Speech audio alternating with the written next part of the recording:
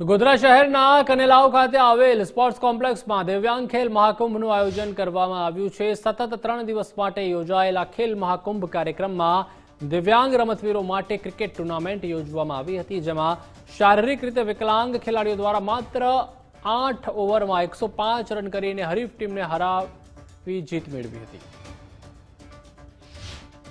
ખેલ મહાકુંભમાં ભાગ લેવાથી અમારી જે 3 ટીમો હતી ક્રિકેટની, એમાં અમારી એક એ નંબરની ટીમ હતી વિજેતા થઈ છે અને રાજ્ય લેવલે પસંદગી પામી છે।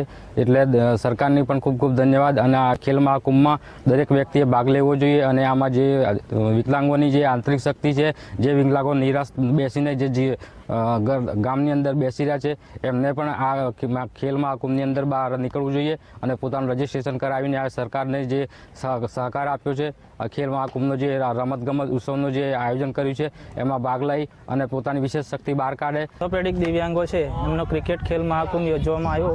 એની અંદર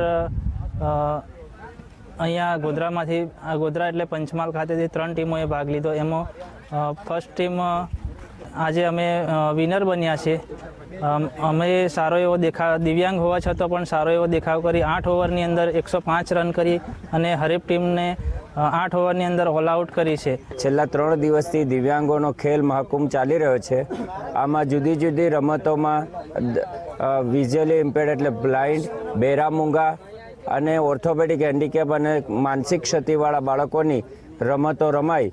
એમાં લગભગ 965 જેટલા રજીસ્ટર થયેલા ખેલાડીઓએ પોતાનું કૌશલ બતાવ્યું છે અને એમાં જુદી જુદી રમતો ગોળા ફેંક, દોડ, 200 મીટર દોડ, 100 મીટર દોડ અને મંદબુદ્ધિના વ્યક્તિઓ માટે 50 મીટર અને 25 મીટર વોકનું પણ આયોજન કરવામાં આવ્યું હતું।